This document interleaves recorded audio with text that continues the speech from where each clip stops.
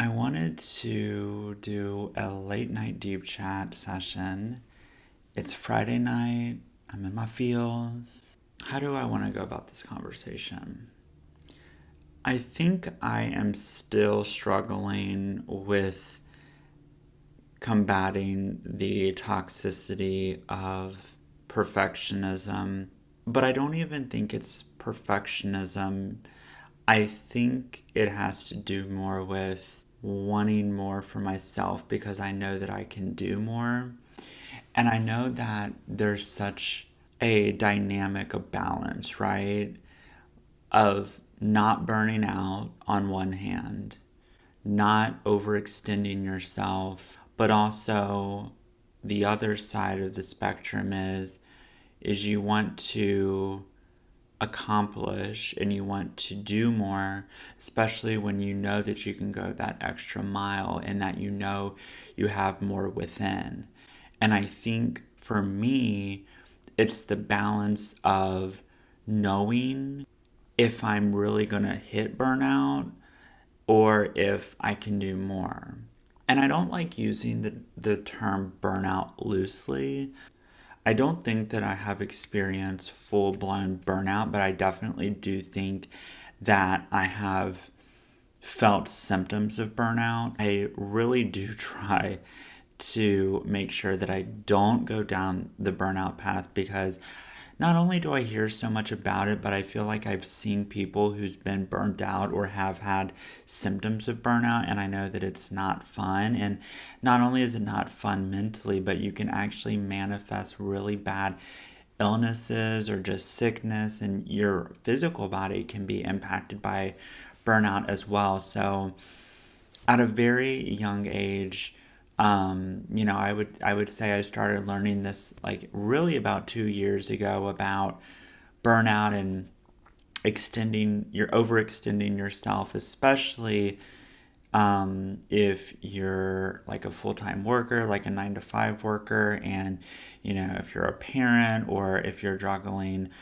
work and life, having the balance of all that, and just typical day-to-day stressors of life or events that we have to go to or things that we have to show up for mentally or physically, it can become a lot. For me, it's about having the balance of not overextending myself, but accomplishing more and being 1% better each day. And I'm still figuring that out, but I've had a couple of realizations this week that I wanted to share with you. And it has to do with habit formation and creating new habits and sticking to habits. I know the things that I need to do for me, my physical health, my mental health, my emotional health, and my spiritual health. I know the things that I need to be doing. I know the things that work best for me.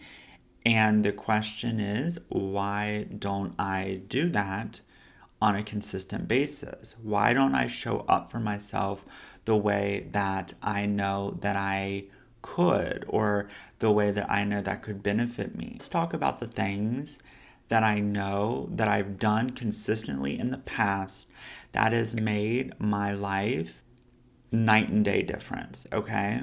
The things that I know of, not the things that I know that I need to do, but the things that I have full on experience in my life that I know that it benefited me.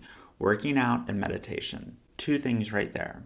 So those are the two things that I know serve me well. I've done them before. I've had consistency with them before. Positively have impacted my life mentally, physically, emotionally, and spiritually. For me now, it's about how can I become consistent with that into my life again in the present moment? And why do I find it hard or unmanageable to have a consistent routine of the two? I've been good with the gym, right? But now it's about like meditation. And I started doing really well with meditation back in like February, but then I got sick again in March. So I feel like the meditation practice went down. And it's not an excuse, but it's like, why did I get off of that? And it's like, with the working out, like I've been consistent with that. How do I be consistent with that? And I I was off half a day today with work because today was Good Friday.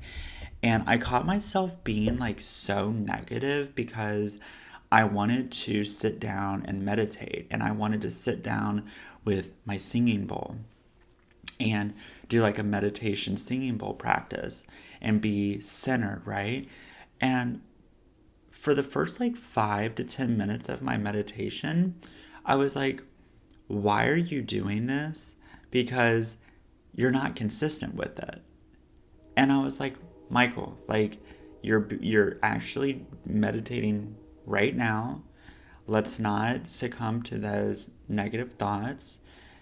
Just for the simple fact that I'm showing up for myself right now and meditating with my singing bowl and meditating on my thoughts, that's enough. But I was getting so negative about it because I felt like I'm just like not consistent with it.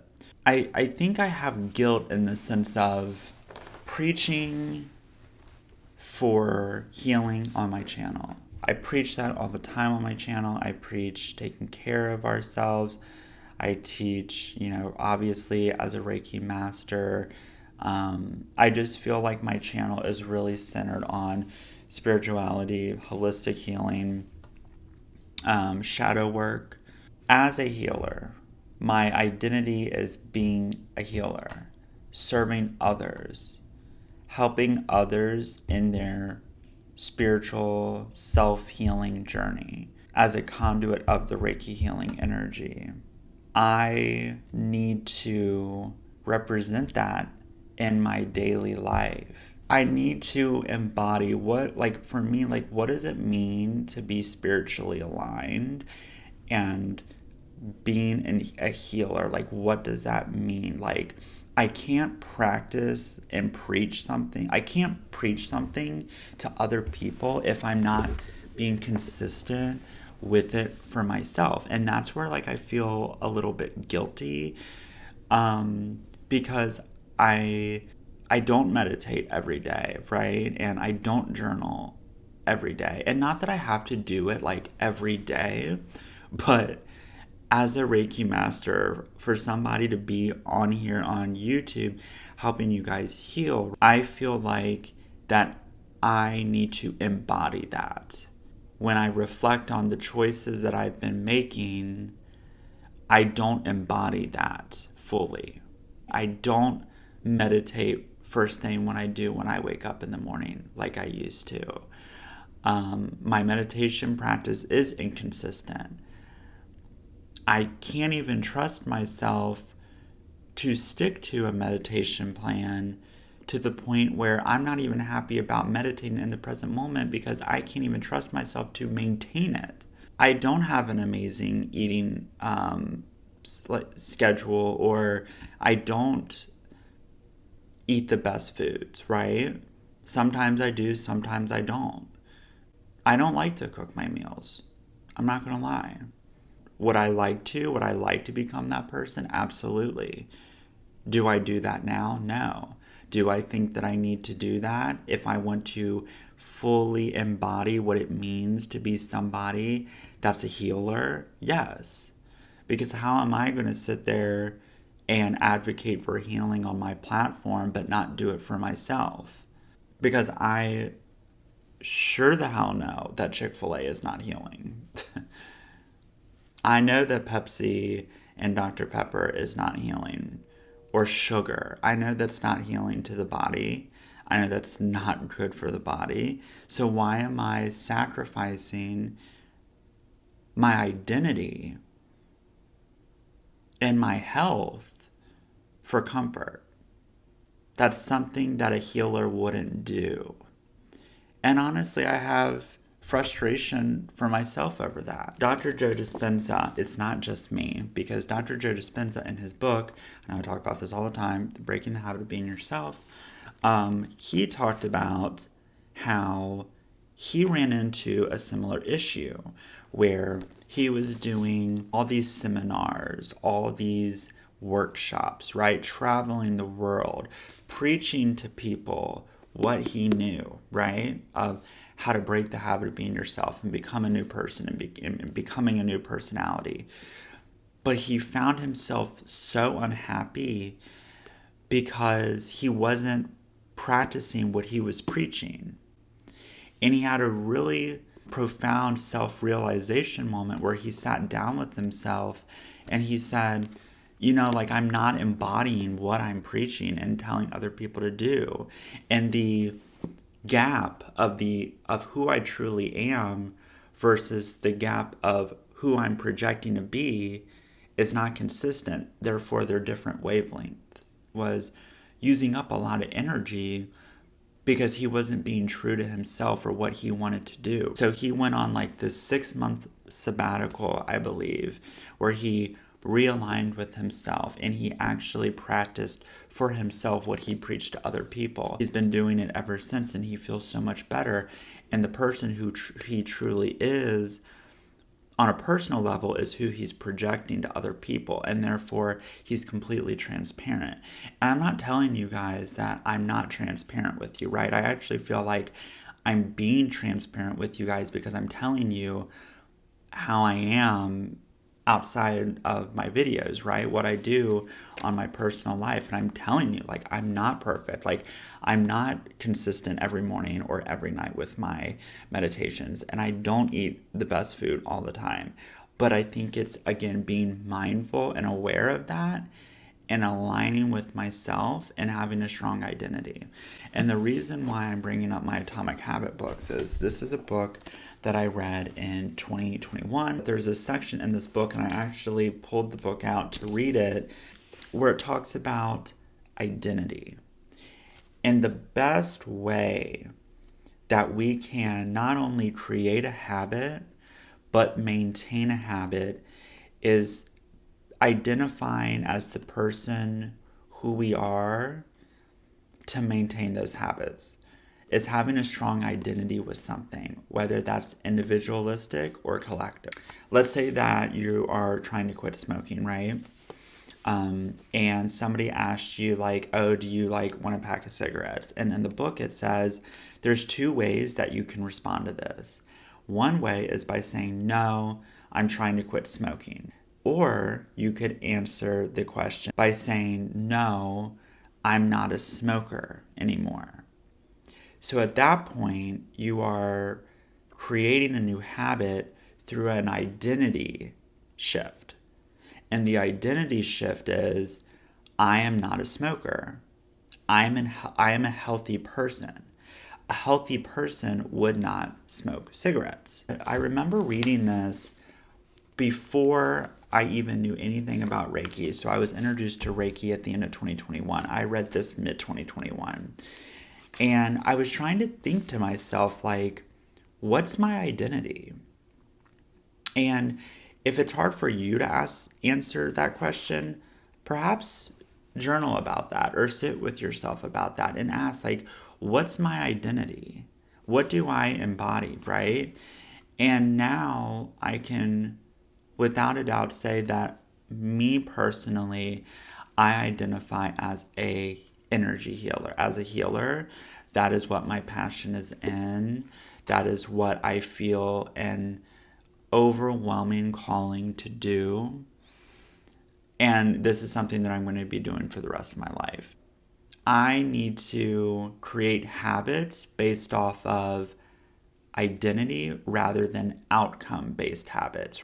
What would a holistic healer do? What would somebody, a spiritual Reiki master, do on a daily basis, habit-wise? 95 to 99% of the time, I would eat healthy.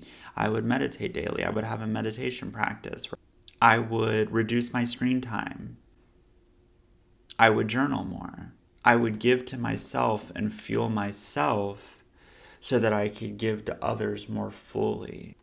2 weeks prior to my Reiki Master attunement, my Reiki Master teacher told us to eat as healthy as we possibly could. Your body is the vessel, you're giving nutrients to your body, and it helps with the energy flow of the attunement that day. And I did, and I was eating as clean as I possibly could. I really did commit to eating healthy, right? I wanted to go in that day to my attunement with the best energy I possibly could. And I felt great. Like looking back at those days, like I felt really good. And I just think about like other YouTubers that I watch, and the YouTubers that I watch are the ones who I know practice what they preach. They're the YouTubers who I know that they fully embody what it is that they are speaking about, right? So for me, the Gem Goddess, she is an amazing tarot card reader, but she also does a lot of spirituality videos. One reason why I like her is because obviously I love her tarot card readings, but I also like her channel and I like her as a person and as a spirituality teacher and a tarot reader. You could tell that she embodies what she talks about. She wakes up in the morning and she works out. She makes her own food. She eats clean. She journals. She meditates. And I know that I can't be that hard on myself because I do work a full 9 to 5, right? But that can't be an excuse. Because there's people out there who do the same thing and who have families and they probably do more than me, right? And it's not about like comparing myself to other people. And I know that social media can make it seem like people are doing more. And I know that people only show you like the good parts about their life. I feel like, again, being mindful about my current habits, like watching YouTube for 3 hours, that's not the greatest, right? Or I know that I can wake up earlier and meditate, right? So, sorry, just going back to the conversation of the YouTubers that I like to watch. Like, I know, like, the Gem Goddess, she practices what she preaches. There's this other guy on YouTube. Oh, what's his name? Leo Skeppy. I think he's like a new, his channel's just started recently blowing up, but he does like weekly podcasts, and you could tell like he embodies like what he talks about. And I want to do that for you guys. I just want to serve you guys as much as I possibly can. And I feel like I'm doing a disservice by not embodying what it means to be a healer to the fullest potential that I know that I can. And I honestly think with that loving kindness awareness, that true habit formation is going to change for me. Because of my identity and my values and my intrinsic motivation, which is service for others, I genuinely do believe that that is what's going to make me get up earlier in the morning, have that morning routine that I know that I need to be doing to fulfill myself physically, emotionally, mentally, spiritually. I really do believe that that identity base is going to help me form habits of cooking healthier and eating healthier. And to be honest, tonight I'm going to order a HelloFresh meal plan. I keep talking about it, I'm going to do it. And journaling more. I just want to embody fully what it means to be of services to other and practice what I preach in the sense of self-care, spirituality, inner healing, reaching our full potential. I don't know. That's just how I feel. And I hope that you guys value from this conversation if you guys are feeling the same way too, right? I think the biggest question that I ask for you, and leave it in the comment section below, is what's your identity? You're more likely to run if you identify as a runner, right? You're more likely to write if you identify as a writer. So it basically just says, each time you write a page, you're a writer. Each time you practice the violin, you are a musician. Each time you start a workout, you are an athlete. Each time you encourage your employees, you are a leader. So it's a simple 2-step process. One is to decide the type of person that you want to be, and 2, prove it to yourself with small wins. deciding who you want to be, it can be for any level. So it can be an individual, as a team, or as a community, or as a nation. What do you want to stand for? What are your principles and values? Who do you wish to become? These are big questions, and many people aren't sure where to begin, but they do know that what kind of results they want, such as to get six-pack abs, or to feel less anxious, or to double their salary. That's fine. Start there and work backwards from the results you want to the type of person who could get those results. Ask yourself, who is the type of person that could get the outcome that I want? Who is the type of person that could lose 40 pounds? Who is the type of person that could learn a new language? Who is the type of person that could run a successful startup? For example, who is the type of person who could write a book? It's probably someone who is consistent and reliable.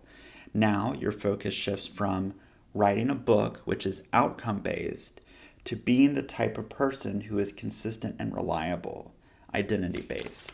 Sit with yourself. The reason why I shared this message with you and really how I'm feeling is because, one, I feel like my channel stands for that unity, connectedness, sharing how we really feel, and in hopes to show that you are not alone if you are feeling these same things or thinking these same thoughts, but also to learn and grow from, right? And to have a sense of community where we can talk about this together. So sit with yourself, leave it in the comment section below if you feel like sharing.